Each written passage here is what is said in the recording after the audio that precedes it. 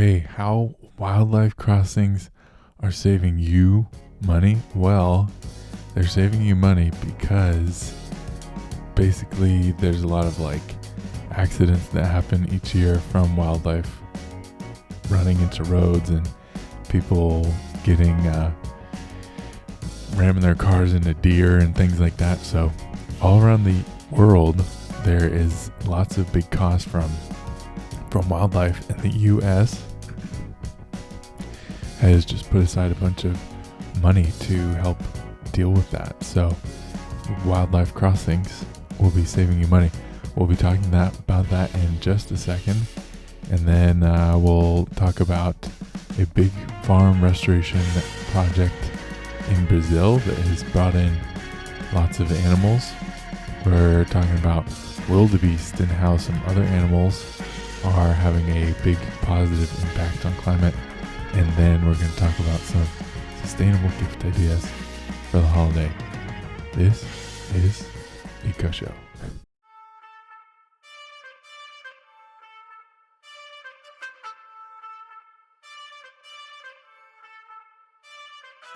Hello and welcome to Eco Show. This is a show about ecology, the environment, and things happening in that sort of space. And yeah, we're filming at night today, so I don't know how the image quality is going to turn out, but you are most welcome to be here. So wildlife crossings is this first thing that we're talking about, and we're talking about how wildlife crossings are saving you money.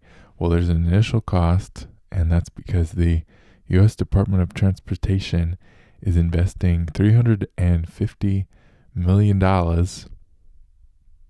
to make wildlife crossings, and this will be state, local, and tribal governments in the U.S. will be able to apply for grants to make these. So probably as an individual, you can't apply to get some of this money, but states and local governments and things like that will be able to. This is all a part of the Infrastructure and Investment and Jobs Act of 2021.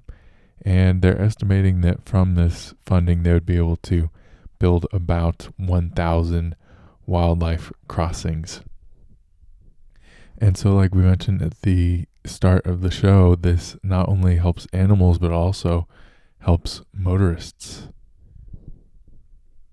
And I think, and you see wildlife crossings, and maybe you're usually kind of thinking like, oh, this is like this is a greenie thing or something like that.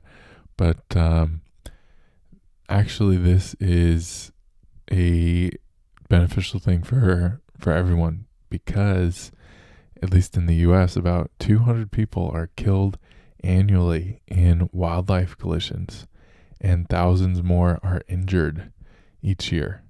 There's estimated to be about 8.4 billion in damages annually from wildlife collisions. Sorts of things, which sounds like a lot of money, but that's what they said in this article. But it's a lot. It makes sense that it would be a lot. And they're estimating that this will pay for itself in about 10 to 15 years, just from money saved from not having accidents. And apparently it's not seen as too big of a political thing in rural areas, because they're keenly aware of the big sort of issue that this can happen. And these wildlife crossings can look like overpasses, so bridges over roadways, or underpasses, little tunnels under roadways, as well as fencing that keeps things from going directly onto the roads. I think the sun is just set. It feels like it's getting significantly darker now, but I can still see myself in the camera, so we're carrying on. I wonder how this would look. Does that help? No, that's a weird angle. Okay. Our next piece of thing to talk about today is a farm restoration project, and we'll have some photos up of over time how this progressed. There were 2 million trees planted over 20 years to return forest into a wildlife haven. In In 2001, a Brazilian photojournalist wanted to restore the forest around his home, and this area is in the Atlantic forest biome, which isn't it's in Brazil, but it's not the Amazonian forest area that we think of as being the main one in Brazil. And this one is actually a really rare type of biome. And since they have done this project, hundreds of animals have returned to the area, like ocelots and 175 different types of birds. So you may be thinking, what is an ocelot? And that's what I was thinking when I read this. And ocelots are a wild cat that live all around North America. When you read their range, it's pretty amazing. They're in the US, they're in Central America and South America. And the name is thought to come from the Nahuatl or Aztec word ocelot. And this ocelot actually means jaguar. So that might have been a poor translation, or maybe it kind of meant something else, but that's the word that we use for it. And it does have this wide range, but it still does need good habitat, and those areas of high quality habitat for it where it can hunt and get enough food and things like that are being broken down. So little projects like this that are restoring habitat are really good for attracting birds, which is then able to be eaten by this native wildcat. Okay, and our big sort of research article today is that animals can help with controlling the climate. And so there was a BBC article that was covering this research that was looking at 9 key animals that help to keep climate under control. And the big sort of one that they talk about are wildebeest, which are these kind of big, I think they're in the antelope, they're related to antelope. And they're in Africa, they're the ones that kill Mufasa. Everyone blames it on Scar. Scar wasn't the one who ran over Mufasa. You know what I'm saying? It's the wildebeest. I don't know why everyone's getting on Scar's case. How's he supposed to pull him up? He doesn't have opposable thumbs. There's no way, even if Scar wanted to pull him up, it couldn't have happened. You know what I'm saying? So, yeah, wildebeest. Respect to wildebeest, because they're helping with climate in a big way. And but they weren't always doing as well as they are today. There's about over 1 million wildebeest in East Africa. And at the start of the 20th century, there were only about 240,000. So they've had a really good recovery. This initial, they were knocked down because of poaching and because of, I think there was a cattle disease that was being transferred to them. But since the disease was brought under control along with poaching, their populations have grown, although they are facing some big issues from their migration routes are under threat in a few different ways because they are because they need to migrate, and there's growing urbanization and things like that impact it. I'm going to add another light source. This is an interesting light source. It's okay. I don't think it's too bad. Okay. Yes. So wildebeest populations were down for a bit at the start of the 20th century, but they have since come back. And so their impact on climate is that they help control climate because they eat vegetation, which you may think is not a great thing, but back in the day when they were in lower levels, there was higher incidences of fires, which leads to a release of carbon dioxide and things like that into the air. But when they're going and eating grasses and eating vegetation, they're eating it and then they're pooping it out, and so that carbon is going back into the soil, and that release of carbon into the atmosphere is the thing that is instigating climate change. I'll blame them for Mufasa's death, but I'm not going to blame them for climate change. That's all us, and these, we're the ones that need to change, not animals. But these are some interesting articles to just see how big of an impact they have. So they help suppress fires by being in healthy population levels. And these other 9 animals that they talked about that help sequester carbon include whales, sharks, gray wolves, wildebeest, sea otters, musk ox, African forest elephants, and American bison. And marine fish is the ninth one. And they throw in marine fish, and it's like, come on, all the other ones. It's like talking about 9, that kind of makes sense. Then you throw in marine fish. It's like, okay, the ocean is freaking huge. And then you're going to say, oh yeah, marine fish are one of these animals, which is true, but it's it feels like kind of a cheap move. And they say that marine fish are going to have the biggest impact, which is like pretty obvious. But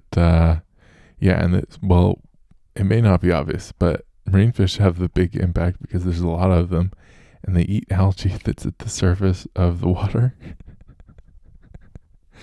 And algae are little organisms that are photosynthesizing and are taking carbon out of the air and putting it into their bodies. Fish are eating that and then pooping, and poop tends to be sinking down and getting sequestered down through the water column. So marine fish are having a big impact on climate, and sharks have a big impact because they can eat herbivores that eat vegetation. So some sharks will eat things like, can eat sea turtles or things like that may eat a lot of ocean vegetation. So you want some of these herbivores, but you don't want too many.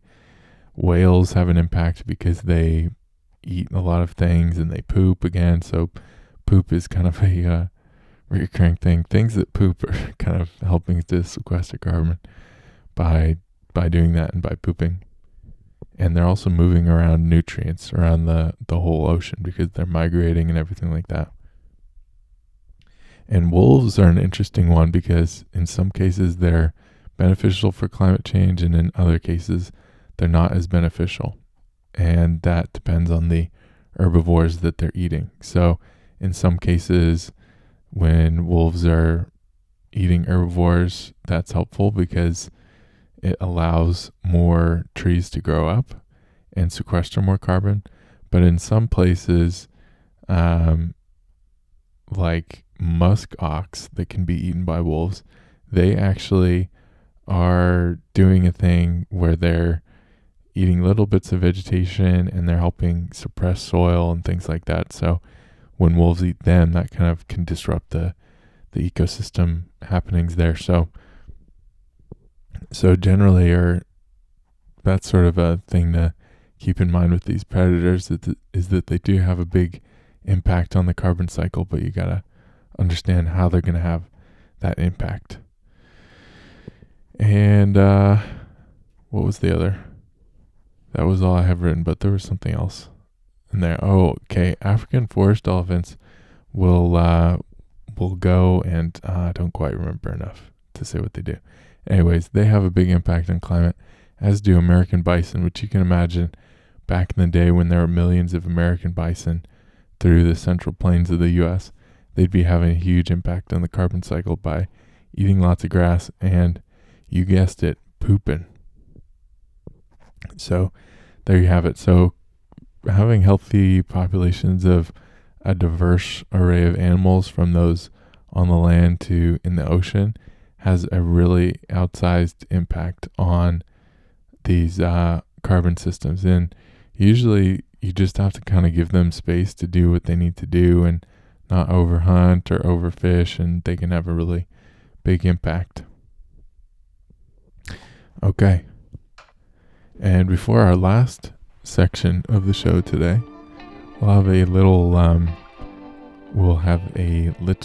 intermission you could be listening to this and watching it on YouTube or on Facebook or via your podcast platform. We're in all of these places. And if you're experiencing it in one of those places, you could experience it in any other of the places that you want to.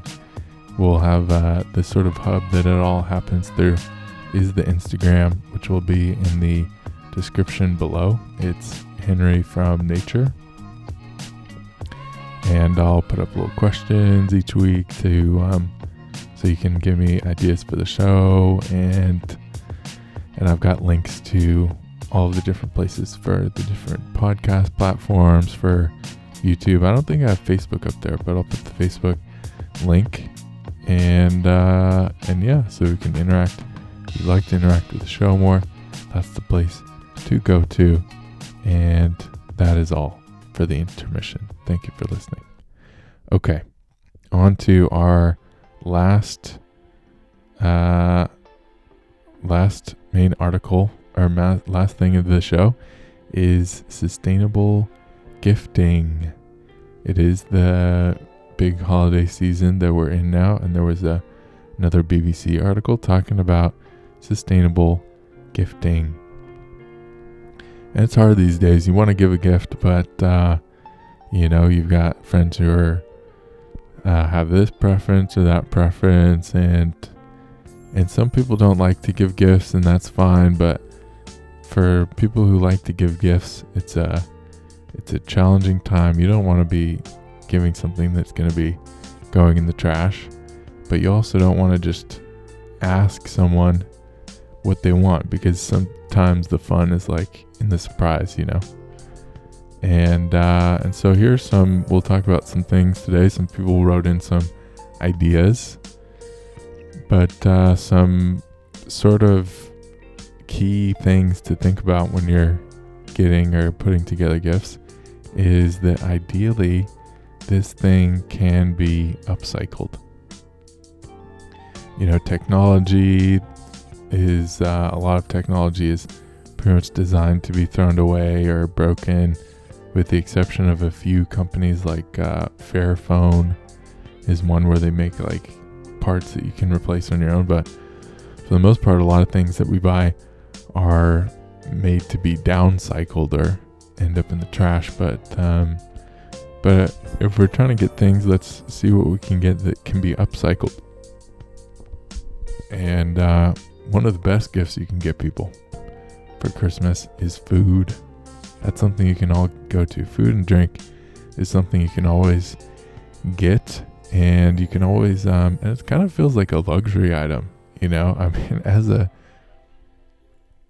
child, when somebody would get food, or when someone would get food or wine or something like that, it seemed like the worst gift, Obviously you're not excited about wine or anything like that, but when you're older, the idea of somebody giving me an interesting, different chocolate or something like that is kind of more exciting than anything else. Because for the most part, the things that you get older and you kind of need specific things, your body turns into different shapes, and you can't just have a child size and just, you can get kids just whatever, and it'll probably fit and it'll be cool, but we gotta kind of pay attention to what we're getting. So yeah, food, and ideally if you can get it from somebody who's like doing regenerative farming, that's very cool. Try and see how far you can trace back the food or the gift that you're giving there. And some other things that they talked about, which were kind of interesting, was a trowel. They said that in this article, get somebody a trowel or garden tools, which made me think about tools in general. And I think the idea is kind of cool, but I would say tools are actually on the same end as like clothes, is that you generally know what you need and what kind of works for you. So it's a cute idea, but I honestly don't think getting tools is a great idea for anyone, because they probably know what they need, and then it may just end up being on the shelf or something like that. But a cool thing that they did mention this is bulbs or vegetable seeds and plant seeds. And I think most people probably wouldn't be very excited about that, but I would be so excited if somebody got me seeds for Christmas, and especially some like rare seeds, because there's because you can get seeds at the Home Depot or at your any sort of garden center store, but there's a lot of trade in rare seeds, and that's not even just like, there is the trade in like drug seeds, but there's also just generally different tomatoes, different sorts of plants that are traded. And so to get some rare seeds would be so cool. But I think you got to know the right person to get that for. It would feel like getting Pokemon cards, getting like a rare Pokemon card would feel like getting seeds. And some other things that some things that people wrote in were, one of the first response was my presents. Not like a present that you wrap, but like their being there is the gift. So that's great. For some people that is enough. You being there is enough. But for other people, they will make known what they need and or what they want. I don't really want anything anymore at this point. I feel like it's just it's a reminder of getting older. I'm fine for the kids to get gifts now. Okay. And some other things were services. So you can get somebody a massage. That's always a nice thing. Get them a massage or gift cards to refill stores. And I can guarantee there's probably a refill store near you that you may or may not know about. And it's a place where you can go and get bulk ingredients like soap or dishwashing powder. And you can bring your own container, or they usually have free containers there, and you fill it up. And they're often like pretty cheap, like something that you think would be bougie and more expensive. But the places that I've been to, for the most part, it's usually cheaper, especially for things like spices, because they really gouge you for spices at the grocery store. And the last thing somebody wrote in was shared experiences like hikes, walks, or cooking together, which is all very sweet. And try to get creative with alternatives to wrapping paper, because that's a really gnarly one. Because most of the wrapping paper is like, it's paper, but it's also got a lot of plastic in it, so it's just all over the place. Not really a great, not a great thing to be giving, but it is nice to wrap things up, but get creative with some things that you can do. So there you go. There's some tips for gifts for the holiday. Hopefully those are interesting. If you got any other ideas for gifts, you can check out the Instagram page and send them to me. And we got kind of a festive glow going now, actually. Or maybe it looks freaky. Hopefully not. Anywho, thanks for checking in, and we'll catch you next time. Bye-bye.